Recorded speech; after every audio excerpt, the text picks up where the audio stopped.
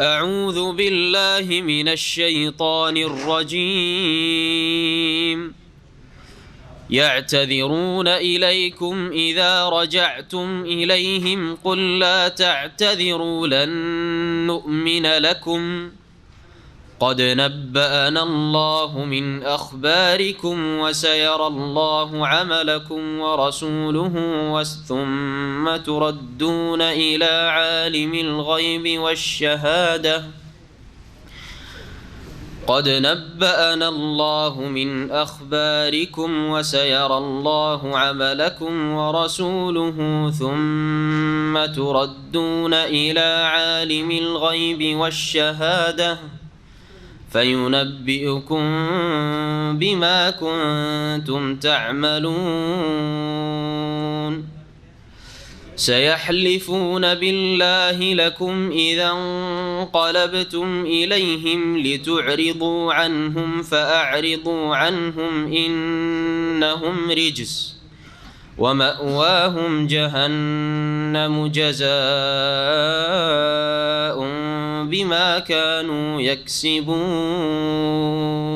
يحلفون لكم لترضوا عنهم فإن ترضوا عنهم فإن الله لا يرضى عن القوم الفاسقين.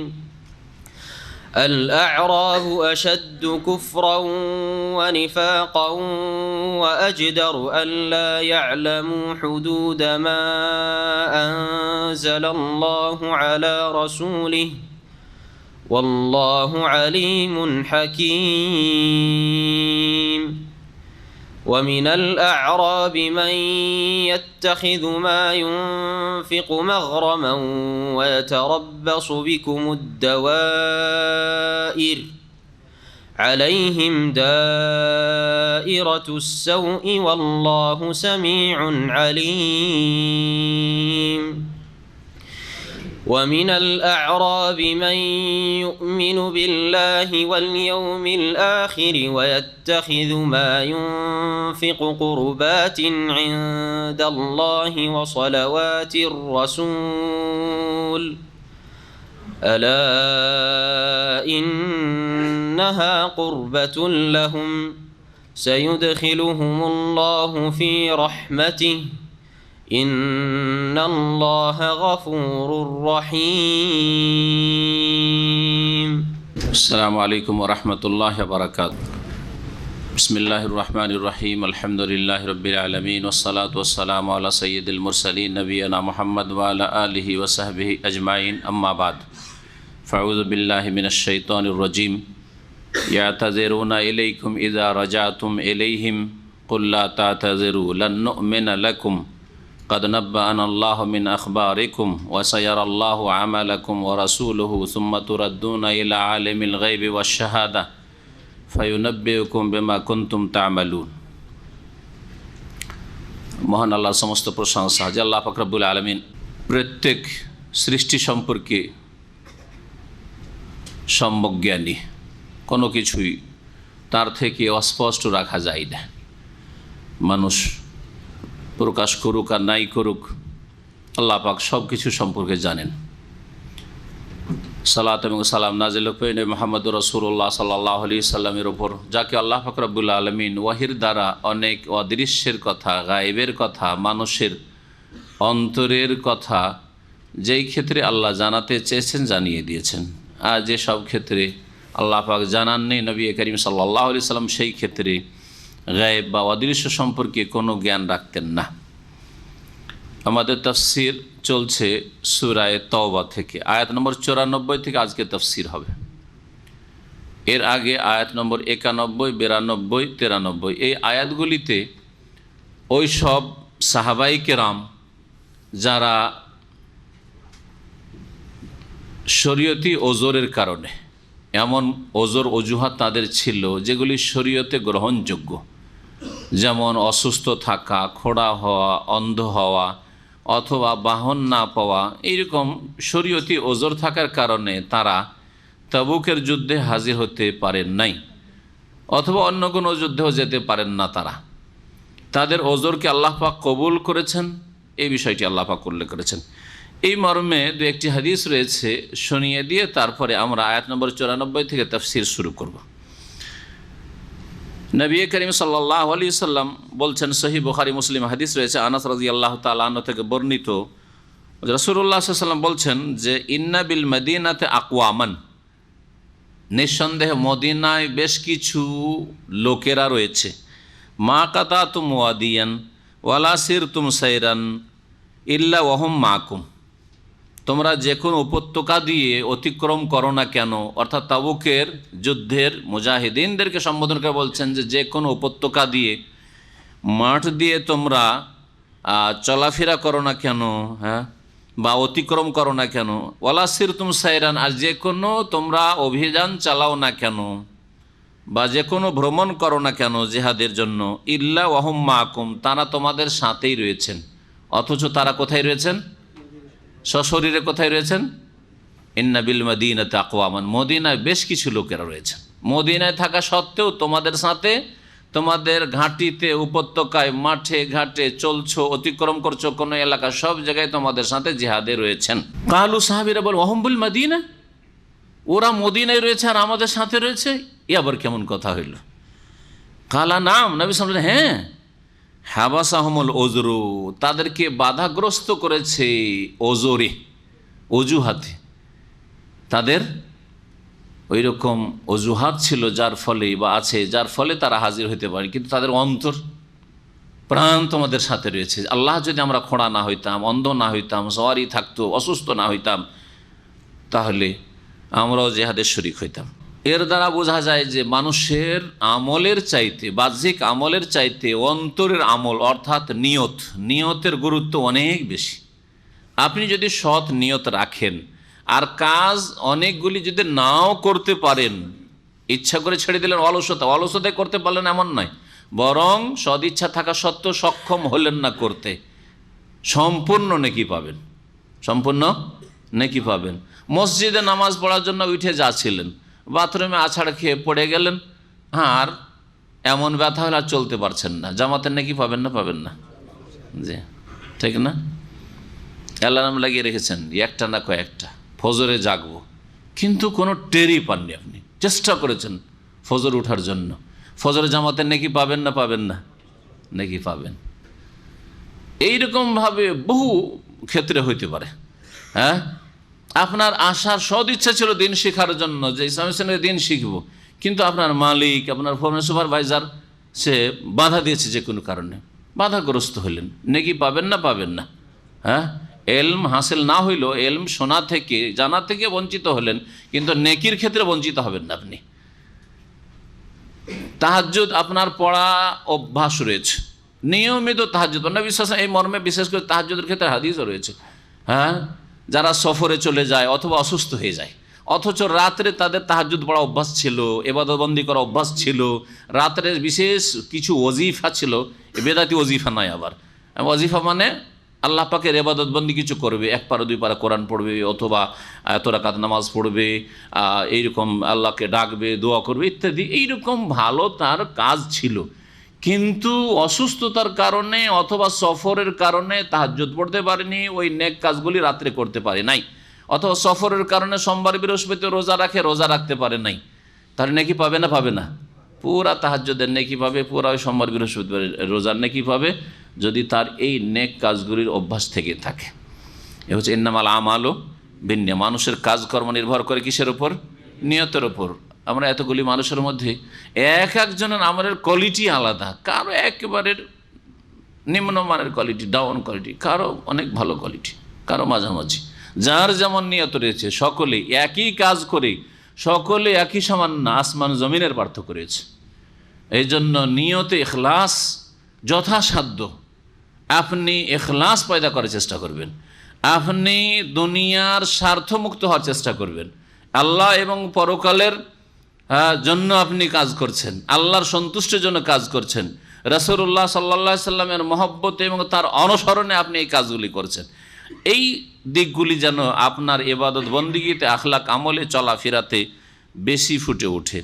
তারপরে আল্লাহ পাক রব্বুল আলামিন ওই সব মুনাফিকদের কথা বলছেন, যে সব মুনাফিকরা মদিনায় থেকে গিয়েছিল, যাওয়ার কোনো ইচ্ছা ছিল না তাদের, আর যায়ওনি তারা জিহাদে, তাবুকের যুদ্ধে যায়নি।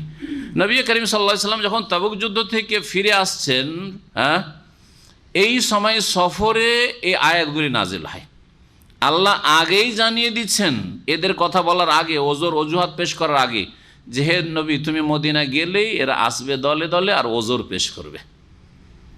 তুমি জেনে রাখো যে তোমার কাছে ওজোর পেশ করতে আসবে, আর তাদের ওজোর তুমি গ্রহণ করবে না। তাদেরকে উপেক্ষা করো, তাদের উপর রাজি হয়ে না, অসন্তুষ্ট থাকো। কিন্তু উপেক্ষা করা মানে মুনাফিকদেরকে শাস্তি দেওয়া যাবে না, আল্লাহ পাকের হুকুম যে তাদের শাস্তি দেওয়া যাবে না, কিন্তু তাদেরকে কোণঠাসা করা শাস্তি। এর আগে যেমন আলোচনা করেছি মুনাফিকদের বিরুদ্ধে জেহাদটা কেমন হবে, বল প্রয়োগের অস্ত্রের জেহাদ হবে না, কিন্তু কথার জেহাদ হবে, কাজের জেহাদ হবে। কোণঠাসা করা, তাদেরকে দুর্বল করার চেষ্টা করা, তাদের মুখোশ খুলে দেওয়ার চেষ্টা করা, এইগুলি জেহাদ অবশ্যই রয়েছে। আল্লাহ পাক বলছেন ইয়াতাযিরুনা ইলাইকুম, হে নবী মুহাম্মদ সাল্লাল্লাহু আলাইহি সাল্লাম এবং তার সাহাবাগণ, তোমাদের সামনে তারা ওজোর পেশ করতে আসবে। এতাজারা ওজোর থেকে, আইন জাল রা মানে ওজোর বুঝেন তো না? ওজোরটা আরবি শব্দ, এর বাংলা আজকাল ব্যবহারের থেকে অজুহাত। অজুহাতটাও আরবি শব্দ, সব ধার করা শব্দ। অজুহাত ওয়াজহুনের বহু বচন। ওয়াজহুন মানে চেহারাও হয়, আর ওয়াজহুন মানে কারণ হয়। ওয়াজহুন মানে কি হয়? কারণ, কজ, এটা হয় আরবিতে। ওয়াজহুনের জমা অজুহুন হয়, আর ওয়াজহুনের জমা অজুহাতও হয়, জমান্নাস সালেম। ওয়াজহুনের জমা কি হয়? অজুহাত। তো অজুহাত, ওয়াজহুন মানে কারণ, আর অজুহাত মানে কি হলো তাহলে? কারণ সমূহ, তাই না? তো ওজোর বা অজুহাত মানে কারণ দর্শানো, বাংলায় কি? কারণ দর্শানো। তারা কারণ দর্শাবে যে ইয়া রাসূলুল্লাহ, এই কারণে আমরা যেতে পারিনি, এই কারণে আমরা যেতে পারি না, এই অজুহাত। জি, আমরা অনেক শব্দে আরবি ব্যবহার করি, এমনকি বাংলায় যারা ভাষাবিদ বাংলার, তারাও বলতে পারবে না যে এটা হয়তো আরবি থেকে এসছে।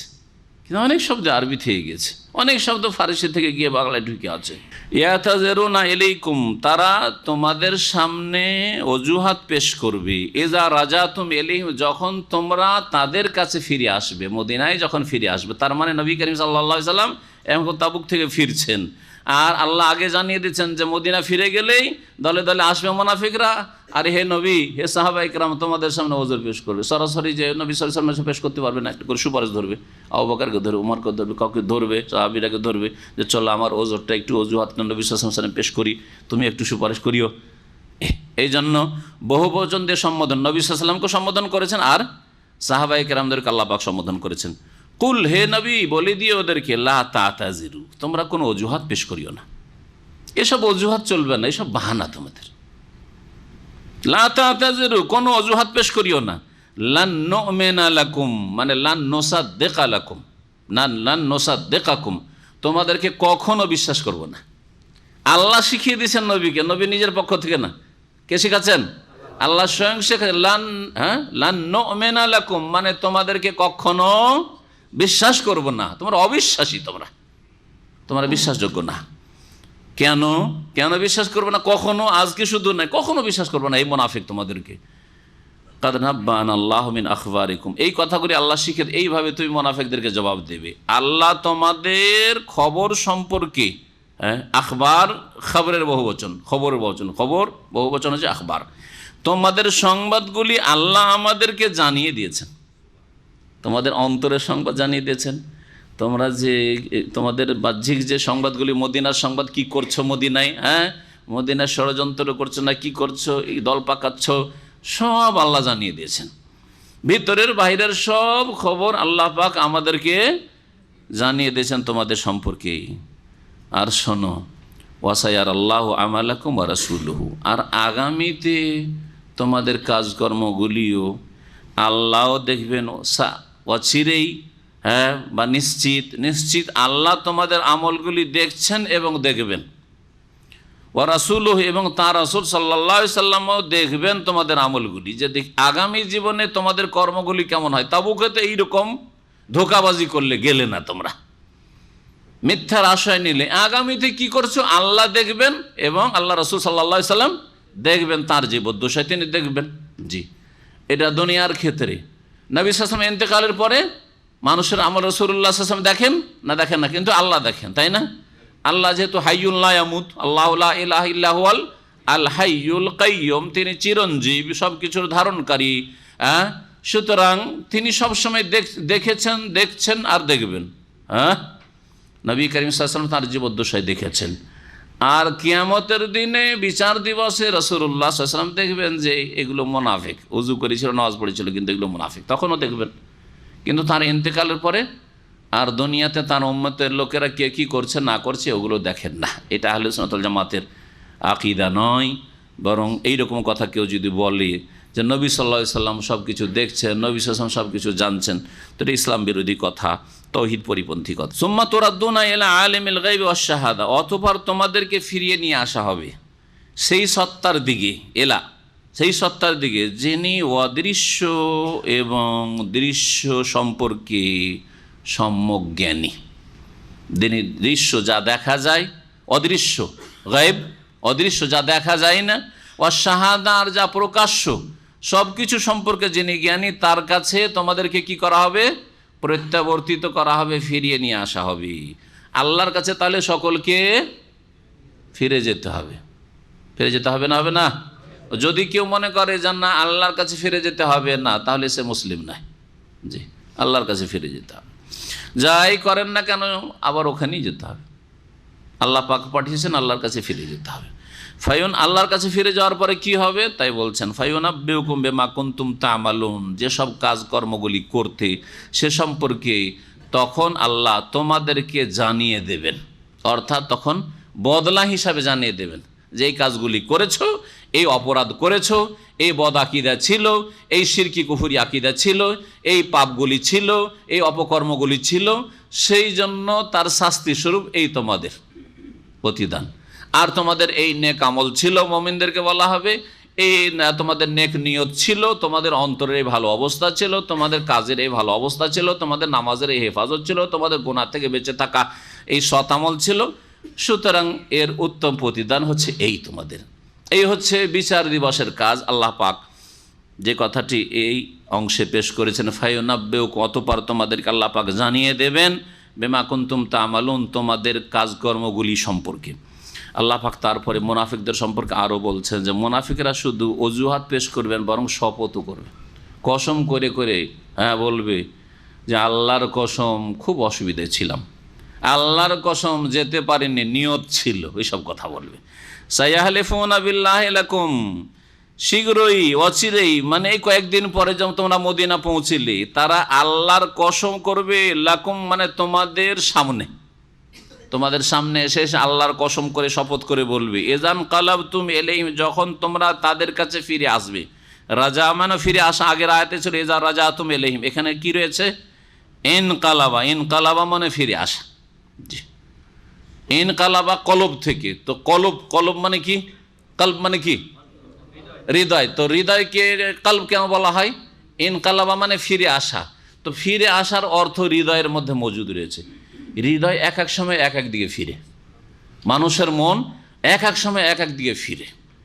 অধিকাংশ মানুষের অবস্থা এরকম। অল্প কিছু লোক রয়েছে যাদের অন্তর সব সময় আল্লাহর দিকে ফিরে রয়েছে, সব সময় আল্লাহ সন্তুষ্টির দিকে ফিরে রয়েছে, সব সময় তার দিনের দিকে ফিরে রয়েছে, সব সময় আখেরাতের ঘর সুন্দর করার দিকে ফিরে রয়েছে, আখেরাতের জীবনের দিকে ফিরে রয়েছে, দুনিয়া বিমুখ হয়ে রয়েছে, আখেরাতমুখী হয়ে রয়েছে, ওই দিকে অন্তর ফিরে রয়েছে।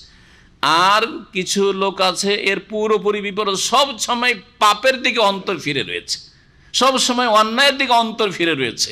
আর অধিকাংশ মানুষ, মেজরিটি, মাঝামাঝি, মাঝে মাঝে ভালোর দিকে ফিরে নিজেকে ধিক্কার দেয়, আর মাঝে মাঝে কি হয়, খারাপের দিকে অন্তর ফিরে যায়। একই লোক নামাজ পড়ে, তখন মনে হচ্ছে যে মুসল্লি, কেঁদে কেঁদে দোয়া করে, আর যখন কম্পিউটারের সামনে বসে, ইন্টারনেট নিয়ে বসে, তখন পাপ দেখে, পাপ শোনে, পাপ করে, আর নির্জনে সুযোগ সুবিধা পেলে যে কোনো পাপে লিপ্ত হয়, হারাম খায়, হারাম দেখে, হারাম চলে।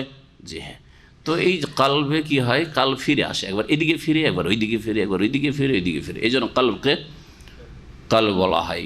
আরবি কবি এই কথাই বলেছেন, ওয়ালাল কালব ইল্লা আন্নাহু ইয়াতাকাল্লাবু। কালবকে, হৃদয়কে কালব এই জন্য বলা হয় যে সেটা পরিবর্তন হইতে থাকে, একবার এইরকম একবার ওই রকম। বরং একজন মুমিনের অবস্থা একই রকম থাকে না, এক সময় ভালো খুব ইমান, আর এক সময় ইমানে দুর্বলতা চলে আসে, দুর্বলতা চলে আসে।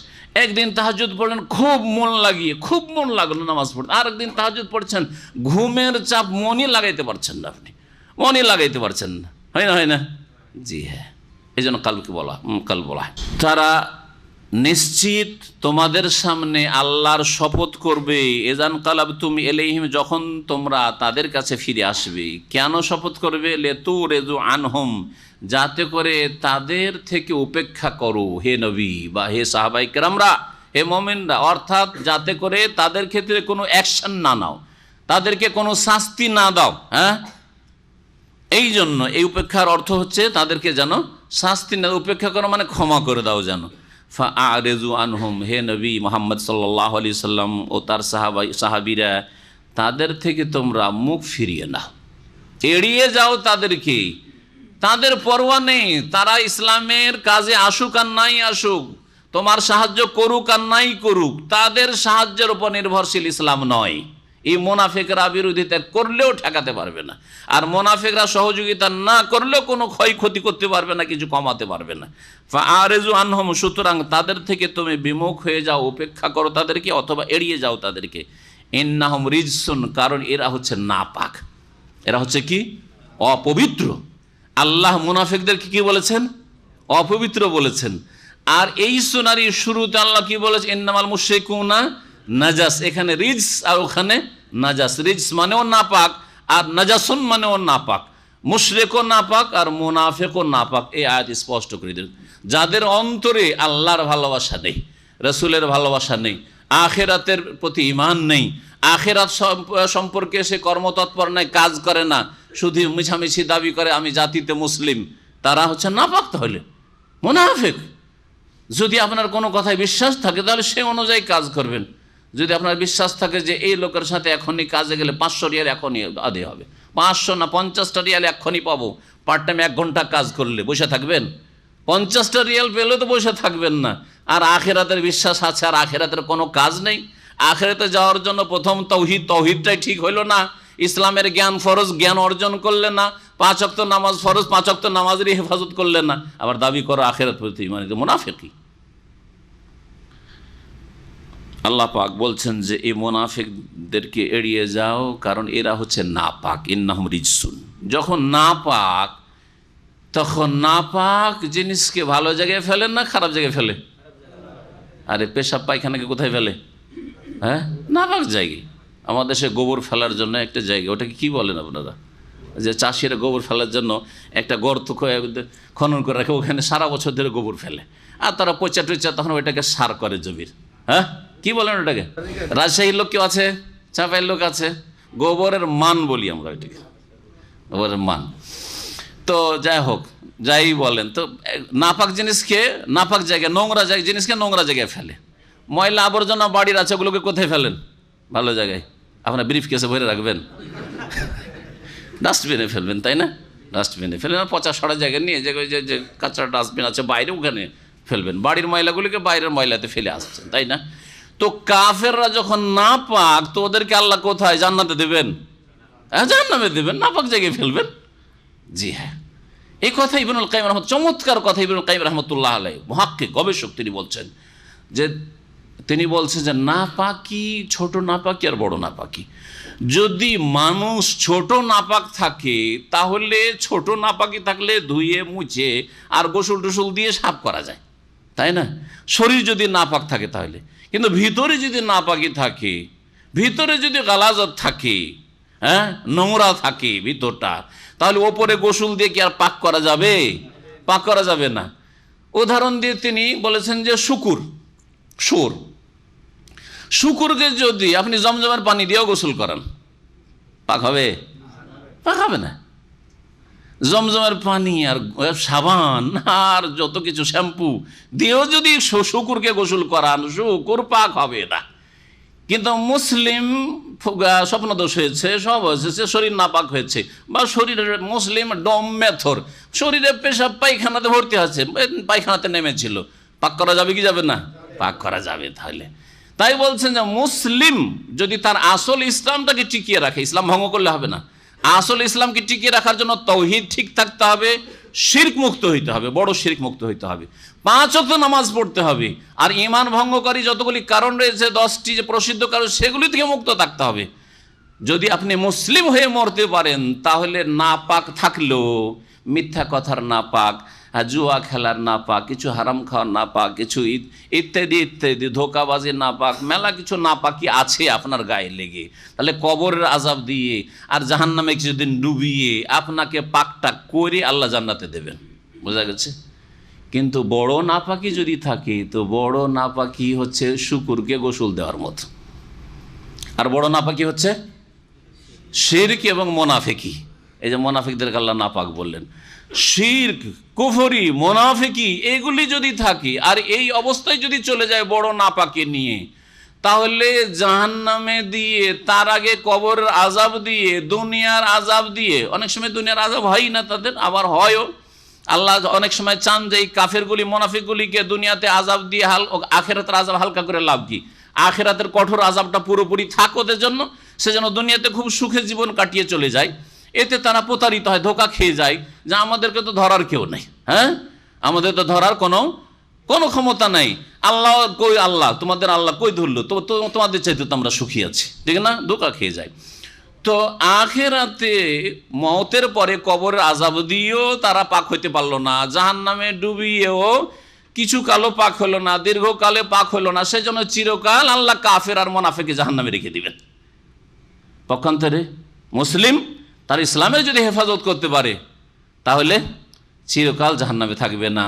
জাহান্নামে জ্বলে জ্বলে পাক হয়ে, বেশি ময়লা লেগেছিল বেশি দিন জ্বালাইতে হবে, আর জ্বালিয়ে জ্বালিয়ে আল্লাহ পাক রব্বুল আর ময়লা আবর্জনা সাফ করে আল্লাহ পাক পাক করে একবারে জামার মতো হয়ে যাবে, পুড়ে পুড়ে একবারে কয়লা হয়ে যাবে, যেমন নবী কারীম সাল্লাল্লাহু আলাইহি ওয়াসাল্লাম হাদিস হয়েছে। তারপরে আল্লাহ পাক রব্বুল আলামিন আবে হায়াতে ডুবিয়ে ওগুলোকে উঠিয়ে তারপরে জান্নাতে দেবেন। তো এইরকম কিছু জাহান্নামে থেকে তারপরে জান্নাতে আসার ইচ্ছা আছে নাকি? আছে কারো? কোন এমন হতভাগা মুসলিম আছে যে ওই রকম কিছুদিন জ্বলবো বা দীর্ঘদিন জ্বলবো, আর কিছু নাপাকি দুনিয়া থেকে নিয়ে যাব, পাপ নিয়ে যাব, আর জাহান্নামে জ্বলি আর কবরের আযাব পেয়ে তারপরে তখন পাক হয়ে উঠে আসবো? এরকম হতভাগা বেকুব মুসলিম আছে? হ্যাঁ, কথাই তো নেই কিন্তু কাজে আছে, তাই না? কথাই কাউকে পাওয়া যাবে না কিন্তু কাজে আছে। জি, বরং কথা তো অনেক জাহেল মুসলিম আছে, যখন মুসলিম আল্লাহ তো একদিন জান্নাত দিবেন, তো কথা তো এরকম বেকুব মুসলিম আছে যে জাহান্নামে কিছুদিন দুনিয়া থেকে নাপাক হয়ে গিয়ে জ্বলতে চায় আর তারপরে ফিরে আসতে চায়। আল্লাহ পাক যেন হেদায়েত দান করেন এইসব মুসলিমকে। আল্লাহ পাক বলছেন যে এই মুনাফিকরা হচ্ছে নাপাক, ইন্নাহুম রিজসুন, যখন নাপাক ওমা ওয়াহুম জাহান্নাম, সুতরাং তাদের বাসস্থান হচ্ছে জাহান্নামে, জাযাম বিমা কানু ইয়াকসিবুন, তাদের কৃতকর্মের প্রতিদান স্বরূপ। আল্লাহ পাক আরও বলছেন ইয়াহলিফুনা লাকুম, হে নবী, হে নবীর সাহাবীরা, তোমাদের সামনে এই মুনাফিকরা শপথ করে বলবে। কেন শপথ করবে?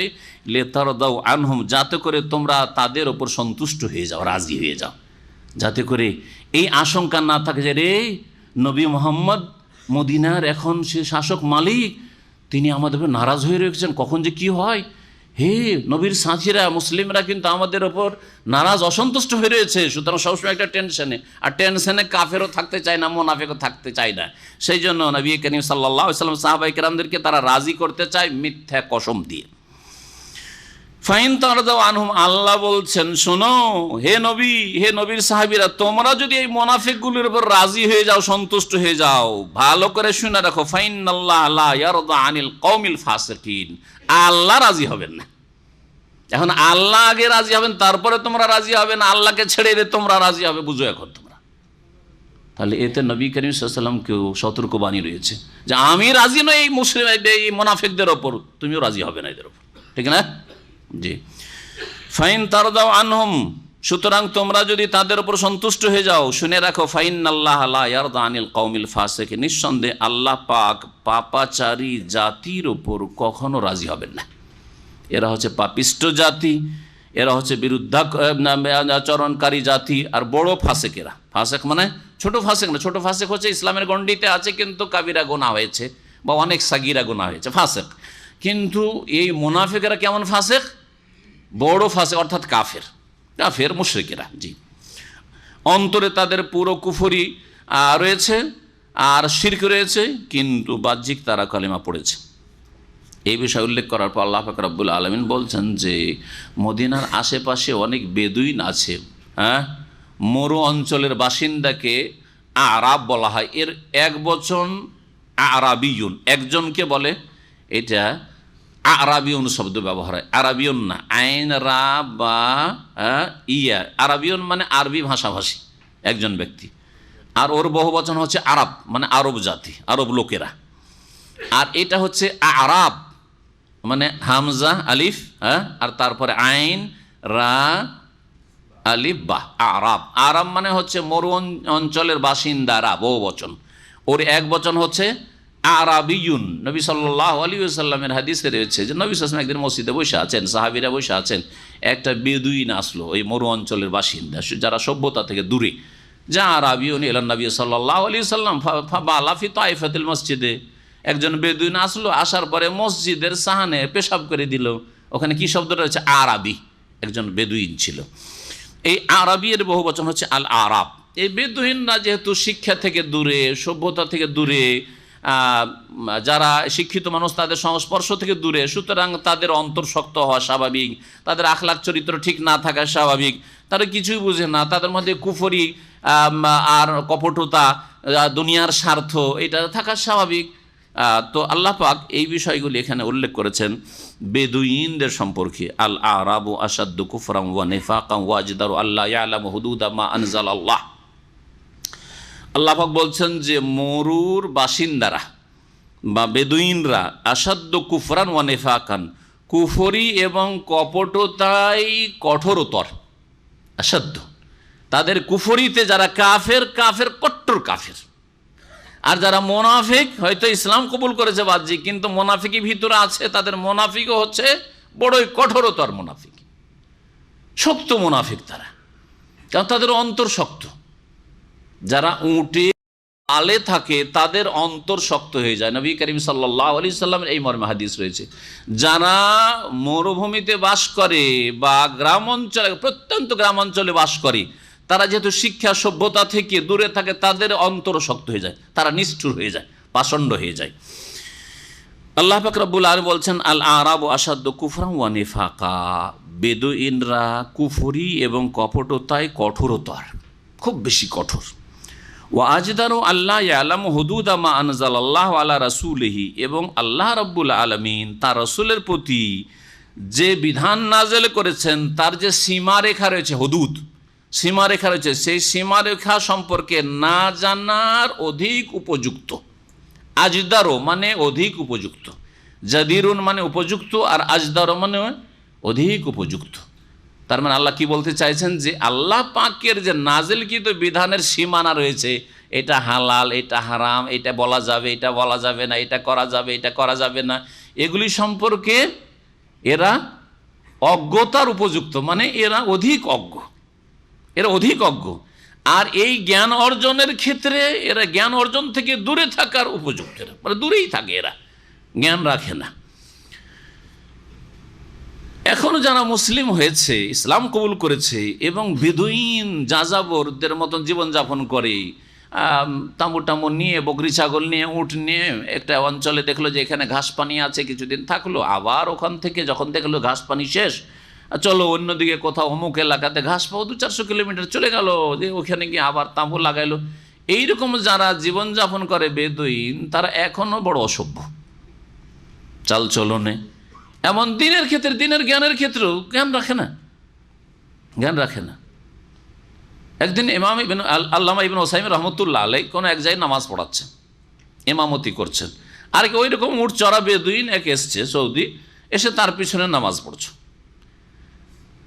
ওই সময় মানুষের হইতে পারে ছোট সূরা তো ভুল হয়ে যেতে পারে, যতই বড় আল্লামা ইবনে উসাইমিন রহমতুল্লাহ আলাইহি সৌদি আরবের 2 নম্বর বড় আলেম নামাজের পরে, এবং পৃথিবীরও 2 নম্বর আলেম তিনি, তার মতো বড় আলেম আমি এই যুগে এই বিংশ শতাব্দীতে 3 জন আলেমকে সবচেয়ে বড় আলেম মনে করি, শেখ ইবনে বাজ রহমতুল্লাহ আলাইহি, ইবনে উসাইমিন আর আলবানী, এই 3 জন রাহিমাহুমুল্লাহ। তো সূরা কাফিরুন পড়তে গিয়ে ভুলে গেছেন একটু, কারণ সূরা কাফিরুনতে একটু বেড় লাগা আছে, তাই না? করি হালকা হাল্লা আবুদু মা তাবুদুন ওয়ালা আনতুম আবুদুনা মা আবুদু ওয়ালা আনা আবুদু, একবার আবেদুন আবুদু তাবুদুন, হ্যাঁ, তো গোলমাল হইতে পারে। তো উনি একটু গোলমালিয়ে গেছেন পড়তে গিয়ে। তারপরে যা হোক পেছন থেকে কেউ একটু লোকমা দিয়েছে, তারপর ঠিক হয়েছে, আর ঠিক করে নিয়েছেন, নামাজটা শেষ করেছেন, সালাম ফিরে বসেছেন। আর ওই বধূটা বেদুইন উঠে বলছে যে যদি নামাজ পড়তে নাই জানে তো আগে কেন যায়? ওর আরবিটার বাংলা তর্জমা করলাম, যাকে নামাজ পড়াবার ঢং নেই, ইমামতি করার ঢং নেই, ও যাই কেন? সূরা কাফিরুন পড়তে পারে, ও যাই কেন নামাজ পড়াইতে? হ্যাঁ জি, এটা একটা সভ্য লোক বলবেন, একটা শহরের বাসিন্দা যারা সব মসজিদে এসে নামাজ পড়ে বলবেন, কিন্তু অসভ্য মানুষ ও মনে করে কাফিরুন মুখস্থ নাই ঠিকভাবে, অথচ তাদের এত বড় আলেম তো জানেই না, আর চেনেও না। শহরের লোক হলে চেনে, ইবনে উসাইমিনকে কে চেনে না চেহারাতে? সবাই চেনে, সব সৌদি চেনে যারা শহরে বাস করে। কিন্তু বেদুইন জীবনে দেখুনি, না ও টিভি দেখেছে, না পত্র পত্রিকা দেখেছে, না কিছু প্রচার মাধ্যম দেখেছে, না তার কোনো একটা আলোচনা শুনেছে যে কথাতে বুঝবে, টান টনে বুঝবে, কিছুই ইবনে উসাইমিনকে চিনতেই পারে না। ইবনে উসাইমিনের হাস্যকর ঘটনা রয়েছে, আমাদের তফসির পিছিয়ে যাবে। একদিন মক্কা গেছেন, এক ড্রাইভার ট্যাক্সিতে চেপেছেন, সৌদি লেমুজিন ট্যাক্সিতে চেপেছেন। তখন ওই সৌদি লেমুজিন বলছে যে আপনার সাথে একটু পরিচিত হইতে পারি? হ্যাঁ। তখন বলছে আনা মোহাম্মদ বিন সালেহ ওসাইমিন। তখন বলছি একটা মিসকিনের মতো লোক, ফকিরের মতো লোক, সাদা সিধা পোশাক পরে আছে। ইবনে উসাইমিনের নাম শুনেছি যে ও বিশাল আলেম, রাজা বাদশাদের সাথে বসে, আর সেই ইবনে উসাইমিন আমার ট্যাক্সিতে বসেছে। তো ও এটা কেউ রহস্য ধরেছে, ধরার পরে বলছে, যখন শুনলো যে আনা মোহাম্মদ বিন সালেহ ওসাইমিন, তখন বলছে যে আনা আব্দুল আজিজ বাজ। বলছে আমি হচ্ছি বিন বাজ, মানে আপনার চাইতে বড় আলেম, আর বিন বাজ হচ্ছে ইবনে উসাইমিনের ওস্তাদ।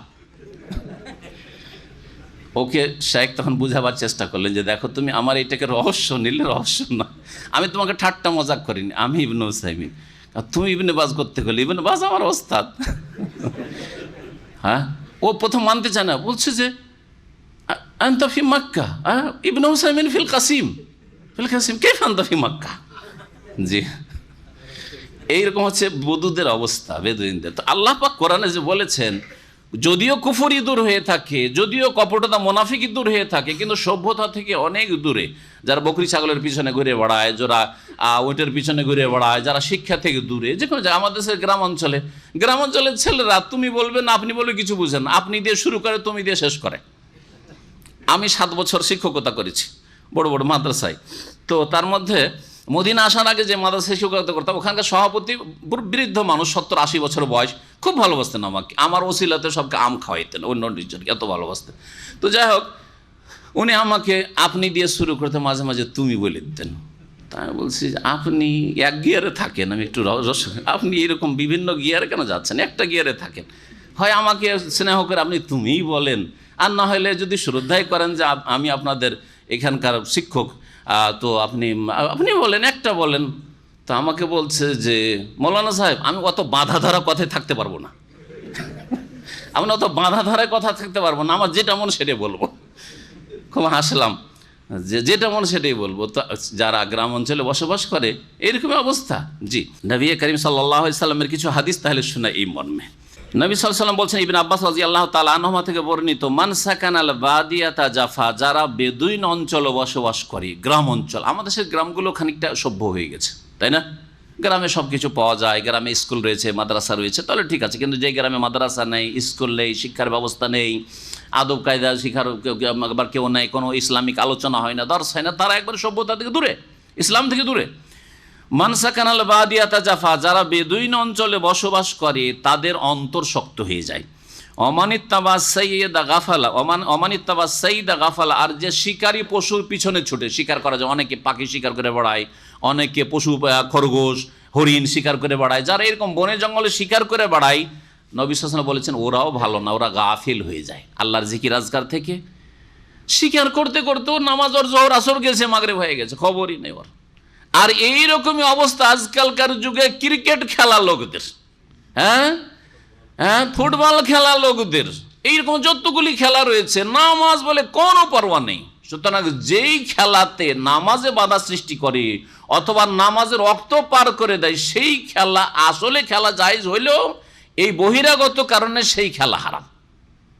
ক্রিকেট কয়েক ঘন্টা ধরে খেলা হয়, ও যদি প্লেয়ার বলে যে না আমি এখন নামাজ পড়তে যাবো, তাও হয়তো নামাজ পড়তে যেতে পারবেন, তুই নামাজ পরে পড়বি, এখন খেলা সার, তুই এখন লাইনে আছে, আমি বুঝিও না। আলহামদুলিল্লাহ, না বুঝলেই ভালো।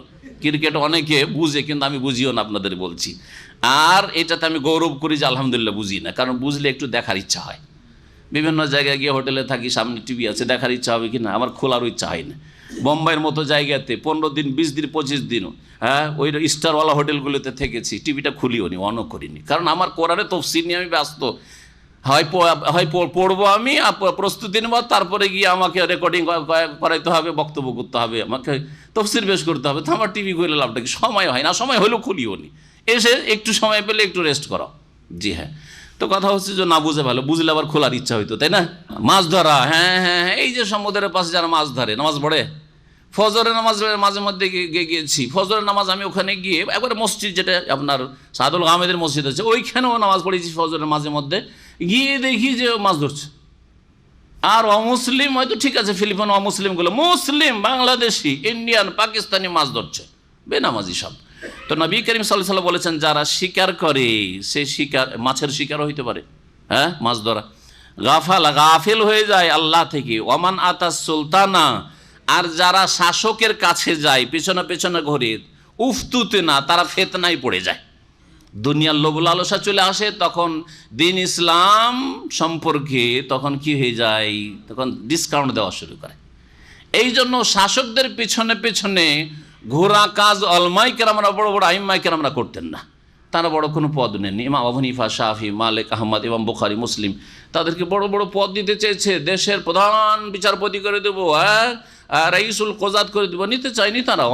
অনেকে পদকে, ইবনে ওসাইম রহমতুল্লাহ তাকে সৌদি আরবে, অথচ সৌদি আরব আলহামদুলিল্লাহ এখন ইসলামের অবস্থা দেখেন, ইসলামী আইনের বাস্তবে এমন নয় যে মন গড়া তাকে বিচার করতে হবে, কোরআন সুন্নাহ দিয়ে বিচার করতে পারবে। তারপরে অনেকবারই তার কাছে কাজা পেশ করা হয়েছে যে আপনি সৌদি আরবের প্রধান বিচারপতি হন। তিনি বলছেন আমি বিচারপতি হব না, কার বিচার করতে গিয়ে কী ভুল হবে, কী হবে না হবে, আসল বিষয়টা বুঝতে পার, আমি বিচার বিভাগে যাবই না, আমি এই এতে তিনি পড়াইতেন, যেটা এখন আল কাসি ইউনিভার্সিটি, তখন কলেজ ছিল, ইউনিভার্সিটি হয়েছে, সেখানে তিনি ক্লাস নিতেন।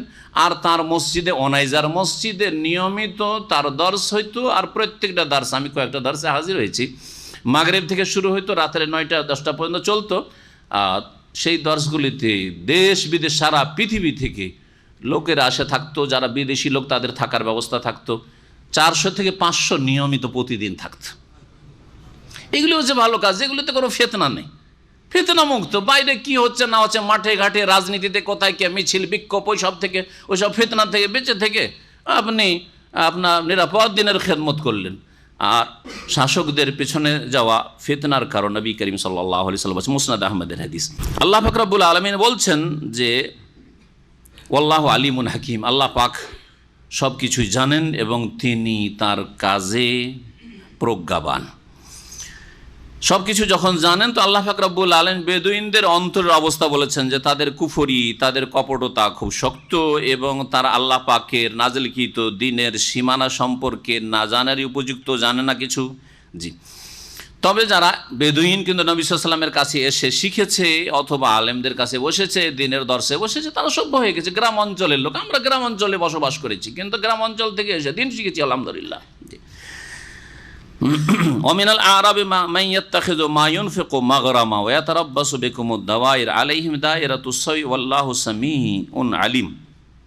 আল্লাহ পাক বলছেন যে বেদুইনদের কতক এমন রয়েছে, মান ইয়াত্তাখিযু মা ইউনফিকু মাগরামা, যা তারা ব্যয় করে দান খয়রাত হিসাবে অথবা জিহাদের জন্য চাইলেও দিয়ে দেয়, যা তারা ব্যয় করে, খরচ করে, সেটাকে তারা জরিমানা মনে করে। জরিমানা, মাগরাম, এখান থেকে গারামা শব্দ। আজকাল আরব দেশে কি ব্যবহার হচ্ছে, ফাইনকে গারামা বলছে না, আমাকে এই ক্ষেত্রে গারামা, পেনাল্টির ক্ষেত্রে গারামা বলে, গারামা লেগে গেল। তো কোরআনের ভাষায় কি রয়েছে ওইটা, মাগরাম। আর নবী সাল্লাল্লাহু আলাইহি ওয়াসাল্লাম হাদিস রয়েছে অমিন আল মাসামি ওয়াল মাগরাম, যে দুয়াটি দোয়ায়ে মাসুরাতে রয়েছে নবী সাল্লাল্লাহু আলাইহি ওয়াসাল্লাম পড়তেন, সাহাবীরা পড়তেন এবং মুখস্থ করে নিন। আমাদের শুধু একটি দোয়ায়ে মাসুরা মুখস্থ, আর মনে করে যে ওইটাই হচ্ছে দোয়ায়ে মাসুরা, বড় এক অজ্ঞতা। সালাম ফেরার আগেখানে আত্তাহিয়াত পড়ে আর দুরুদ পড়ার পর আল্লাহুম্মা ইন্নী যালামতু নাফসি যুলমান কাসীরা, ব্যাস এতটুকু হচ্ছে আমাদের বিদ্যার দৌড়, ইসলামের দৌড়। আর নবী সাল্লাল্লাহু আলাইহি ওয়াসাল্লাম কয়েকটা জিনিস থেকে যে আশ্রয় চাইতে, আল্লাহুম্মা ইন্নী আউযু বিকা মিন আযাবিল কবরি ওয়া মিন আযাবি জাহান্নাম ওয়া মিন ফিতনাতিল মাসিহিদ দাজ্জাল ওয়া মিন ফিতনাতিল মাহি ওয়াল মামাত ওয়া মিনাল মাসামি ওয়াল মাগরাম, গুনাহ থেকে এবং মাগরাম থেকে। মাগরাম মানে ঋণ, এখানে ঋণ। আল্লাহ পাক মাগরাম, ঋণকেও বলা হয়, আর মাগরাম কাকে বলা হয়? জরিমানা, ফাইনকেও বলা হয়। এখানে ফাইনের অর্থে রয়েছে। তো কত বেদুইন এমন আছে যারা নবী সাল্লাল্লাহু আলাইহি ওয়াসাল্লামের কথা ইসলাম কবুল করেছে, কিছু খরচ করে, সাদকা খেরাত করে বা জাকাতও দেয়। জাকাত দেওয়াকে তারা কি মনে করে? মাগরাম, যে জরিমানা লেগে গেল, আরে 100 টাকা ছিল 2.5 টাকা জরিমানা লাগলো। হ্যাঁ, আজকালকার যারা ফাসিক বেদিন লোক জাকাত দিল বা জাকাত সম্পর্কে বিরূপ মন্তব্য করে, কি বলে, আল্লাহর পক্ষ থেকে ট্যাক্স মানে তো ফাইন, ট্যাক্স তো ইসলামে নেই, তো জাকাত ট্যাক্স নাই। কেউ যদি জাকাতকে ট্যাক্স বলে সে হয় মূর্খ, জাহেল, আর না হলে সে মোনাফেক। যেমন মোনাফেকরা বলতো যে নবী জরিমানা লিছে আমাদের কাছে, হ্যাঁ, ওই রকমই মনে করে যে আল্লাহ আমাদের কাছ থেকে জাকাত চেয়েছে যে 2.5%, হ্যাঁ, বা 20 মনে 1 মন, বা যদি সেচবিহীন এমনিতে হয়ে যায় তাহলে 10 মনে 1 মন, এগুলো হচ্ছে ট্যাক্স। জি জি, আল্লাহর উপর মিথ্যা অপবাদ দেওয়া, এটি হচ্ছে ইবাদত, আপনার অন্তরের ইবাদত। দান খায়রাত করলে, জাকাত দিলে অন্তর বড় হবে, প্রশস্ত হবে। যারা দিতে পারে তাদের মন বড় হয়, দেখবেন আপনি দিয়ে। আর যারা নেই তাদের মন ছোট হয়, খাই যায় না, কেমন করে পাবো। ভিক্ষা করা পেশা এই জন্য খুব নিকৃষ্ট পেশা, মন একেবারে ছোট হয়ে যায়। অপর বাড়ি খেতে খেতে মন একেবারে সংকীর্ণ, যে কাউকে আর খাওয়াতে পারে না। এই জন্য মিলাদগুলি হয় পয়সাওয়ালাদের বাড়ি, হ্যাঁ, সাধারণ লোকদের বাড়ি, দুনিয়ার শিক্ষিত লোকদের বাড়িতে হয়, কিন্তু মোল্লা হুজুরদের বাড়িতে মিলাদ হয় না। কারণ ওরা খেয়ে এমন দিল সংকীর্ণ হয়েছে, কাউকে খাওয়াইতে পারে না, বুঝা গেছে? যার ফলে মোল্লা হুজুরদের বাড়ি কখনো মিলাদ পড়তে দেখেন না, যে অমুক হুজুরের বাড়িতে মিলাদ হচ্ছে, দেখেছেন? কখনো দেখবেন না। মিলাদ হারাম, মিলাদ বিদআত। সে আপনি হুজুরের বাড়ি করেন, আর আপনি শাসকদের বাড়িতেই করেন, আর পয়সাওয়ালাদের বাড়িতে করেন, কিন্তু এটা পেট ব্যবসা। আর মোল্লার বাড়িতে, নিজের বাড়িতে মিলাদ করে তো পয়সা হবে না, পেট ব্যবসা হবে না, এই জন্য মিলাদ হয় না। আর ও তো খাওয়াইতে পারে, সারা জীবন তো খেতেই থাকলো অন্যের ঘরে, খাওয়াইতে পারে না। আল্লাহ পাক বলছেন যে এই বেদুইনদের কত কেমন আছে, যারা যা খরচ করে এই খরচকে তারা কি মনে করে? মাগরামান, জরিমানা মনে করে। ওয়ায়াতারাব্বাসু বিকুমুদ দাওয়াইর, এবং তারা তোমাদের সম্পর্কে, হে নবী মুহাম্মদ এবং তার সাথী সঙ্গীরা, তোমাদের সম্পর্কে তারা প্রতীক্ষা করে। আর দায়েরাতুনের বহুবচন। দায়েরাতুন মানে কালের আবর্তন বিবর্তনে বিপদ আপদ আসা। জি, দাঁড়া এদুর মানে হচ্ছে কোনো কিছু, হ্যাঁ, চক্কর দিয়ে আসা, হ্যাঁ, ঘুরে আসা। এই জন্য এই যে গোল চক্করগুলি রয়েছে, এগুলিকে আরবিতে দাওয়ার বলা হচ্ছে, বলছে না, এটা দাওয়ার। জি, তো ইয়াতারাব্বাসু বিকুমুদ দাওয়াইরা মানে কি করবেন? তোমাদের সম্পর্কে তারা প্রতীক্ষা করে। আর দাওয়াইরা মানে দুর্দিনের, যে তোমাদের ওপর দুর্দিন আসুক, বিপদ আবার আসুক। শুধু অপেক্ষায় থাকে যে কখন মুহাম্মদের ক্ষতি হবে, কখন মুহাম্মদের সাথী সঙ্গীদের ক্ষয়ক্ষতি হবে, তারা কখন হারবে, আর কখন তাদের এই হবে সেই হবে, হতাহত হবে, এগুলির অপেক্ষায় থাকি।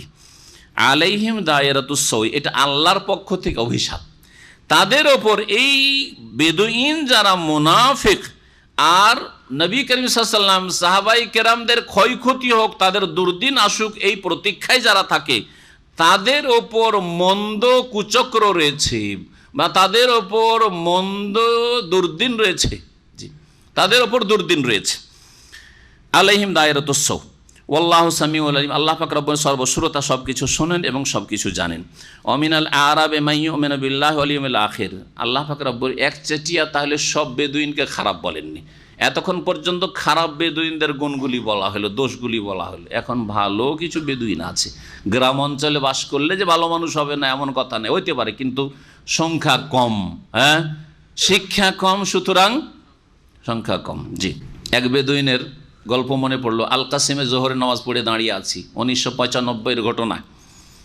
আর ও বেচারা কাঠফাট নিয়ে তার ওই পিক আপে করে নিয়ে এসে কাঠ বিক্রি করে, রৌদ্রে গরমের দিন কাঠ নিয়ে এসছে গরমে, আর মাথাও গরম হয়ে আছে তার, জোহরের নামাজ পড়ে, ও তো জোহর নামাজও পড়েনি, কাঠ নিয়ে শুধু কাঠের অন্য শহর থেকে হইতে এসছে, কাঠের মার্কেট, লকড়ির মার্কেট খুঁজে বেড়াচ্ছে। যে আরবরা ঠান্ডার দিয়ে লকড়ি পুড়ায় না, বা লকড়িতে কোনো কিছু পুড়িয়ে খায়, তো ওই লকড়ির মার্কেট খুঁজছে। তো আমাকে জিজ্ঞেস করছে, কয়েকজন পাকিস্তানি আর সব অন্যরা ছিল, বাংলাদেশও ছিল, দাঁড়িয়ে আছে আমার পাশে, ওরা দুইজন আছে, এসে জিজ্ঞেস করলো।